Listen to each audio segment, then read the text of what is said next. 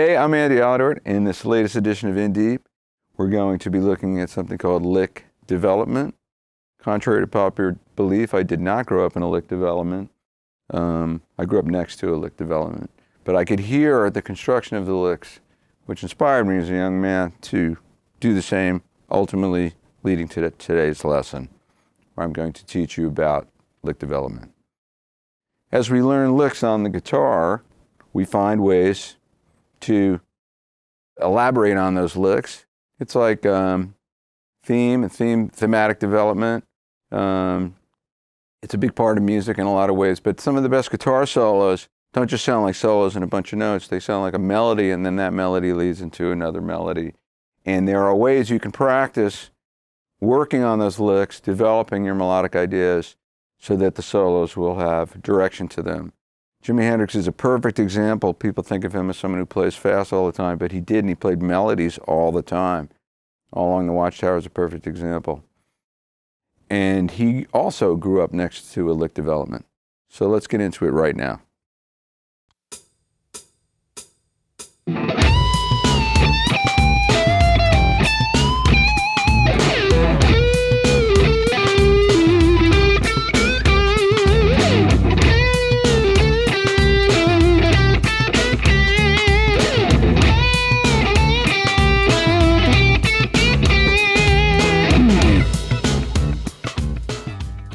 All right, so what I demonstrated in that lick, I just have a 2-bar phrase, and it's based on E minor pentatonic scale, every part of it. So E minor pentatonic, in this first position,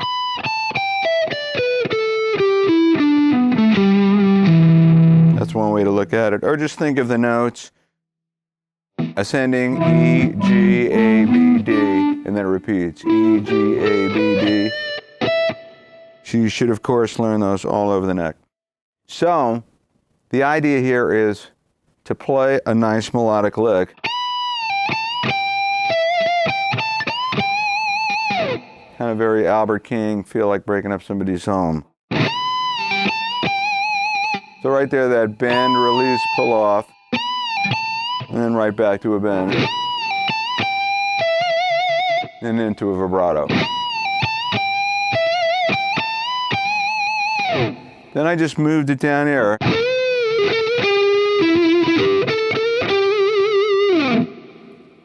So it's a great thing to do. You have a nice melody,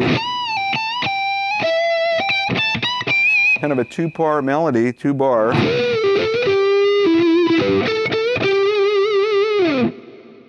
And then we did it here. Now, you wouldn't necessarily do this in a solo, keep playing the same lick over and over again, but it's good to feel what it's like in different parts of the neck on different strings.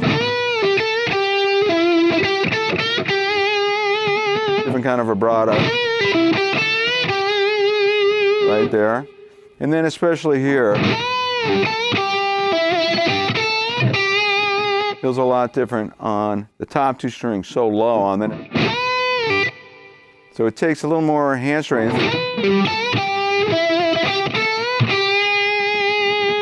And then the vibrato, you got to push up to get it to sound right. You can't be pulling down with your vibrato.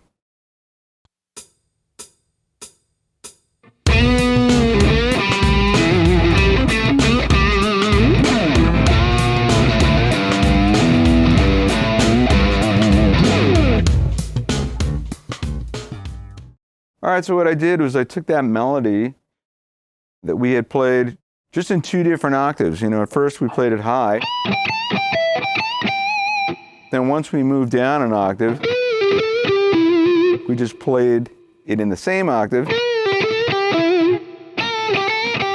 on progressively higher strings, starting on the G, the B, and the high E. What I like to do is to practice those things and try to make them all sound the same, so you have control over your articulation. But here, we've moved the lick down an octave.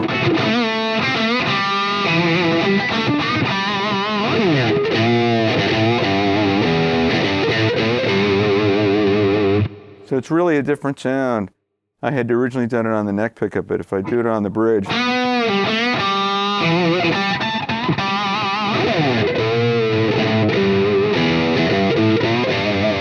kind of sounds cool. And then you have to practice your bends on the lower strings, bend really.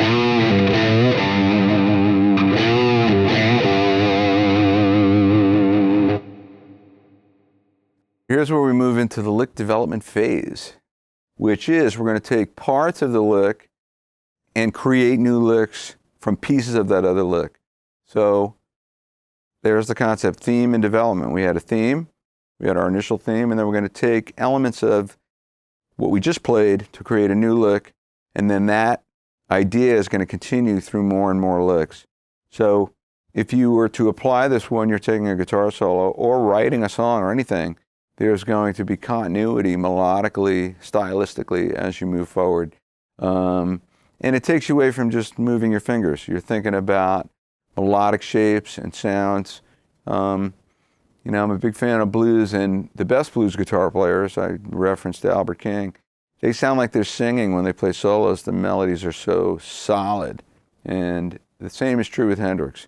So we're going to take bits of those melodies to build new licks.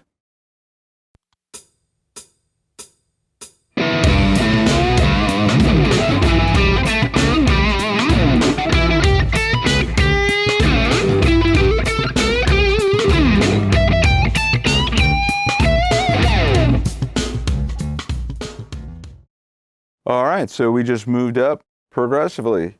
Now this part of the lick, that was the second half of our other lick. If you remember, bar 2 was, so now I'm going to start with that. That's it, I have a 1-bar lick. Move it to here, move it to here, move it to here, move it to here. All right, let's continue this process through a few more licks.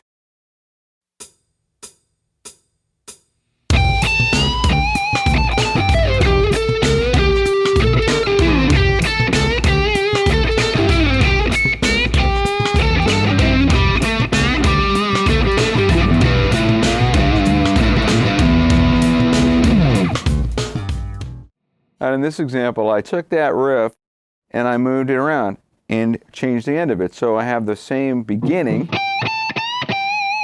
but then I went, and then, so it's kind of fun.